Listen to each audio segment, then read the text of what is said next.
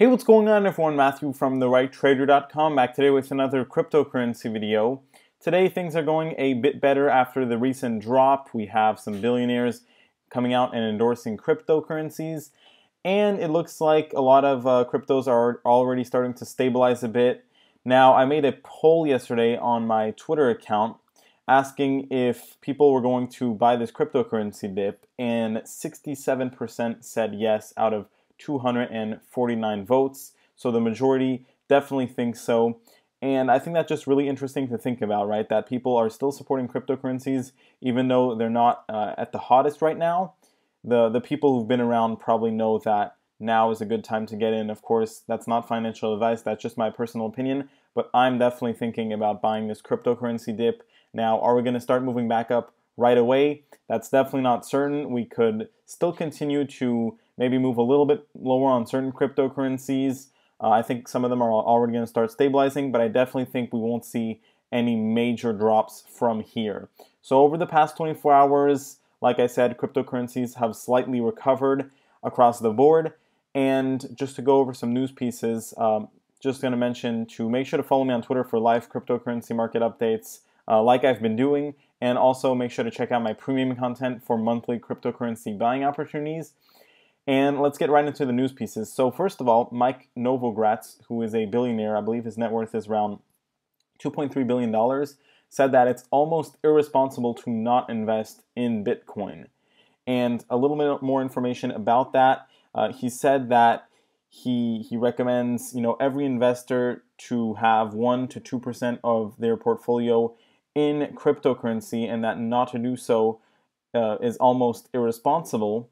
Now, what's interesting here is that he already has invested 10% of his net worth in cryptocurrencies. So, based on his net worth of $2.3 billion, that would mean around $230 million of his own money was invested in crypto, and that's a pretty big deal, right? So, what I wanted to mention about this is it's great to see some people like this in the space, in the industry, and in finance coming out and supporting crypto. But more importantly, right, there's been a surge of interest in big institutions, big banks, billionaires that have come out and are starting to take interest and even start investing in cryptocurrency. So for example here, Steve Cherevone, a portfolio manager at Federated Investors, which is a US-based investment firm that oversees $364 billion in customer assets, actually said that,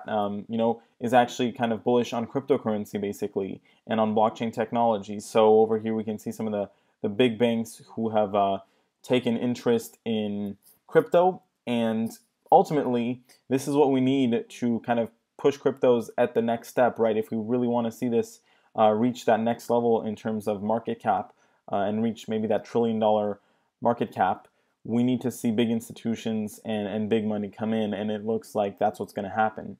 So that's definitely bullish. Once again, these type of things will be seen more over the long term. In the short term, it's very hard to see this type of stuff in action, but over the course of a few years, if the big money starts rolling in, that's going to have a sizable impact. Now, let's go ahead and take a look at the Bitcoin chart. So Bitcoin, while it is bouncing a bit here, the one thing that makes me think that we may not get a huge bounce right away is that we're still below our previous uptrend line, which was a pretty important uptrend line, and that's going to act as some pretty big resistance. So I do still feel like we have a good chance of going back towards $8,000 and then kind of bouncing between our two pink uptrend lines over here. So that's what I think has a good chance of happening. And let's go ahead and take a look at Ethereum. One thing that I should point out as well with Bitcoin is, since Bitcoin is the market leader at the end of the day, right, it does have a huge impact on how the market is acting as far as general strength. If Bitcoin does pull back a bit, the rest of the market will probably have to wait on Bitcoin at least. So that might not mean that a bunch of cryptocurrencies will crash lower or anything like that, but we may see some consolidation instead of just a huge spike or something like that. So Ethereum is currently right below $700. Very nice hammer candlestick here. Makes me think that we could get back above $700 and then just start consolidating between $700 and $764.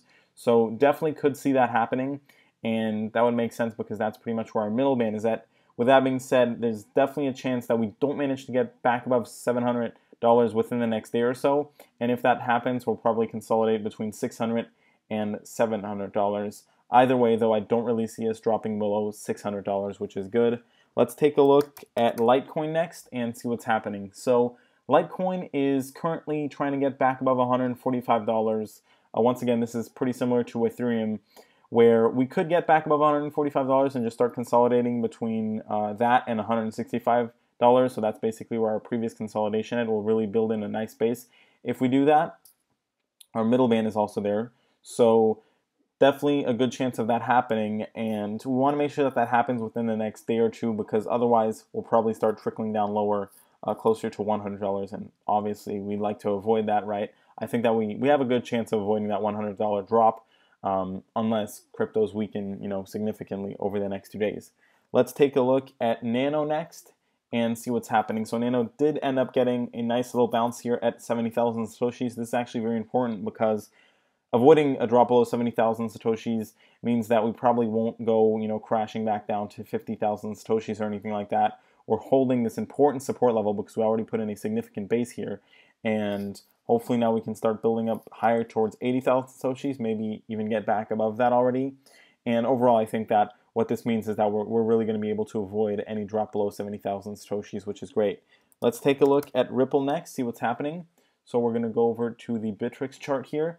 And Ripple is bouncing off that 65-cent level. We already got 2 days there where we avoided a drop below that. So I think that we'll be able to not fall below that support level at 65 cents and basically just start consolidating between 65 cents and 84 cents. Of course, once again, we're waiting for Bitcoin probably and the general market to start coming back up higher for other cryptocurrencies to follow that lead of Bitcoin especially.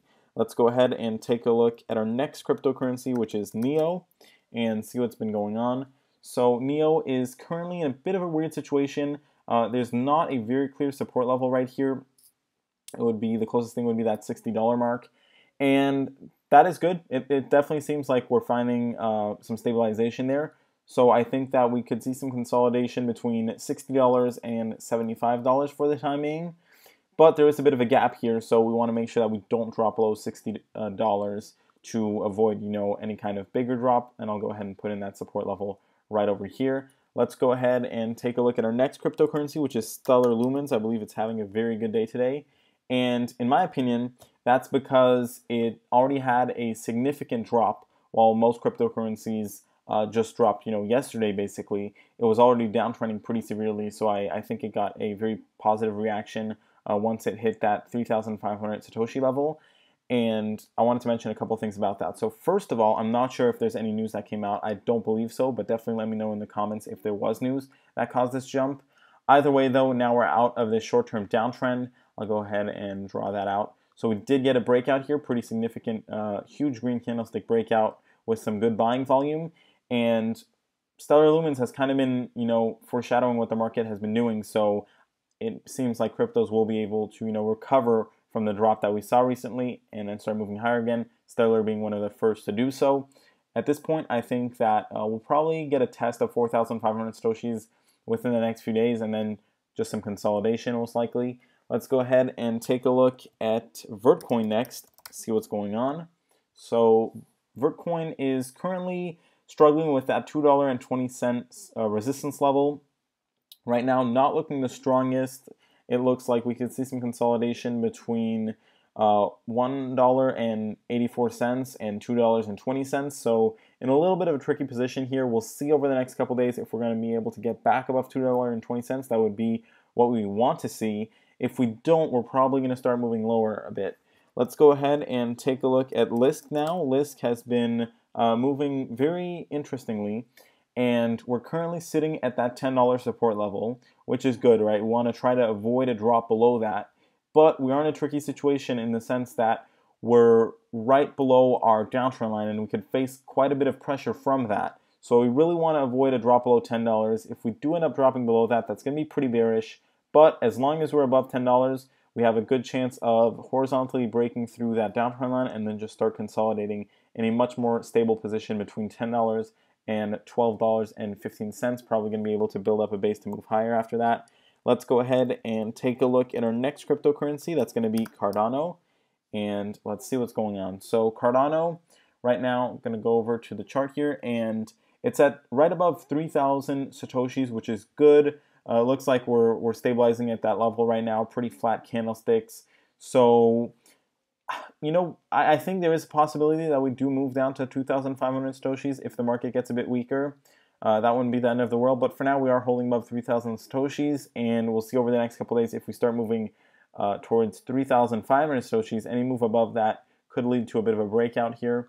Let's go ahead and take a look at IOTA for our last cryptocurrency of the daily crypto update.